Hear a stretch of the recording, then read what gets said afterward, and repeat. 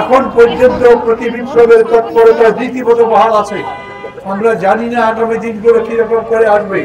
আমরা দেখতে পাচ্ছি ধীরে ধীরে এই সরকার প্রশাসন সহ সব জায়গায় যতদূর পারেন তাদের কর্তৃত্ব প্রতিষ্ঠিত করছে। বহু বছর ধরে মায়ের ডাক কাজ করছে, মায়ের ডাক লিস্টগুলো প্রস্তুত করেছে। তাদের কাজের খুবই সুশৃঙ্খল একটা অবস্থা আছে। জাতীয়ভাবে আন্তর্জাতিকভাবে তারা রীতিমতো এই গুম খুন হত্যাকাণ্ডের বিরুদ্ধে একটা আন্দোলন শুধু দেশের মধ্যে নয় বহির্বিশ্বেও ক্যাম্পেইনের অর্থে গড়ে তুলেছেন। শেখ হাসিনা এবং তার সরকার সারা দেশের প্রশাসন সহ সমস্ত জায়গায় এই রকম করে বিষ বাষ্প ছুঁড়েছে, এই রকম করে বৃক্ষরোপণ করেছে। এই সমস্ত কিছু তুলে আনতে, একটা সুন্দর প্রশাসন দিতে, মানুষকে যাতে ন্যায্য অধিকার দেওয়া যায়, মানুষের আরতি শোনা যায়, তার জবাব দেওয়া যায়, সেই রকম প্রশাসন তৈরি করতে মুশকিল এখন পর্যন্ত। আমি জানি না ওদের নাম কি বলা যায়, যারা মূলত টেলিকমিউনিকেশনের মনিটরিং করেন। মাঝখানে যেরকম পেগাসাস আনা হয়েছিল সেই নিয়ে প্রচুর কথাবার্তা হয়েছে এবং সেটা নিয়ে রাজনৈতিক নেতা সহ সমাজকর্মীদের প্রতি যেইভাবে নজরদারি করা হয়েছে, এখন পর্যন্ত এই সরকার সেই জায়গায় ভালো করে হাত দিতে পারেননি। জায়গাটা দেখতেন তখনকার সরকারের তাবেদার এবং জানেন কিছুদিন আগে যিনি চাকরিচ্যুত হয়েছেন, লোকে বলে গ্রেপ্তার হয়েছে, মেজর জেনারেল জিয়াউল হাসান, তার পুরো টিম সেখানে কাজ করে।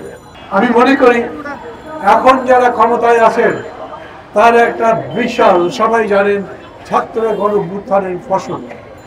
আমি বিশ্বাস করি তারা ছাত্র জনতার যে আকাঙ্ক্ষা, সেই আকাঙ্ক্ষার সাথে এখন পর্যন্ত আছে। এরকম হতেই পারে তাদের প্রশাসনিক যোগ্যতা আমরা যতদূর চাই ততদূর হচ্ছে না।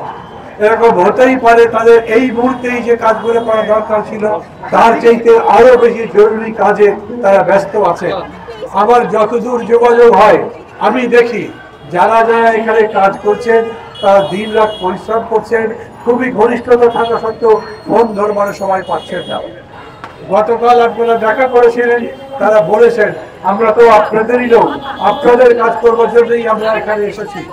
আমি বলি তাদের এই দৃষ্টিভঙ্গি আমরা নিশ্চয়ই অ্যাপ্রিসিয়েট করি, ভালো বলি, সাধুবাদ জানাই, কিন্তু যোগ্যতার গতি কোনো বিকল্প নেই।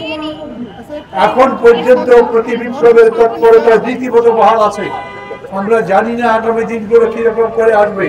আমরা দেখতে পাচ্ছি ধীরে ধীরে এই সরকার প্রশাসন সহ সব জায়গায় যতদূর পারেন তাদের কর্তৃত্ব প্রতিষ্ঠিত করছে। আমরা চাই তারা সেই কাজে সফল হোক। আমরা চাই তারা পুরো বাংলাদেশের খোলছে পাল্টে যতখানি পারেন সাজিয়ে নতুন করে সেটা গড়ে তোলেন এবং সেই কাজের মধ্যে দিয়ে এই সমগ্র দাবি দেওয়া এগুলো যাতে তারা অ্যাড্রেস করতে পারে। বহু বছর ধরে মায়ের ডাক কাজ করছে, মায়ের ডাক লিস্টগুলো প্রস্তুত করেছে। তাদের কাজের খুবই সুশৃঙ্খল একটা অবস্থা আছে। জাতীয়ভাবে আন্তর্জাতিকভাবে তারা রীতিমতো এই গুম খুন হত্যাকাণ্ডের বিরুদ্ধে একটা আন্দোলন শুধু দেশের মধ্যে নয় বহির্বিশ্বেও ক্যাম্পেইনের অর্থে গড়ে তুলেছেন। যার কারণে এই সরকার বহুভাবে চিহ্নিত হয়েছেন বাইরের সরকারের কাছে একটা ইউজারপার হিসেবে, দখলদার হিসেবে, জনগণের উপরে নির্যাতনকারী হিসেবে। মায়ের ডাকের এই ডাক এখন আকুতি হিসেবে মনে করেন তারা যে লিস্ট তৈরি করেছে সেই লিস্ট দেবে।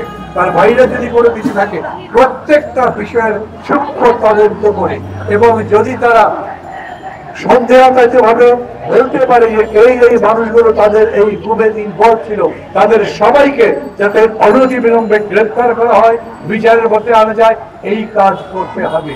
কারণ এটা ঠিক মায়ের ডাক বিশাল মিছিল করে কিছু করছেন এখন পর্যন্ত, এটা ঠিক যেরকম করে প্রতি বিপ্লব এই বিপ্লবকে ধ্বংস করবার জন্য নানা রকম সাংগঠনিক তৎপরতা চালাচ্ছে, মায়ের ডাক তা করে না। কিন্তু মায়ের ডাক মানে মায়ের আকুতি, এই আকুতি শুনতে হবে যত তাড়াতাড়ি সম্ভব, যত দ্রুত, যত যোগ্যতার সঙ্গে এবং যত ঠিকভাবে করা যায়, সেটাই আমাদের সমাজকে বদলাতে পারবে। নতুন বাংলাদেশ গড়ে তোলবার জন্য এটাও একটা অতি পবিত্র করণীয় কাজ।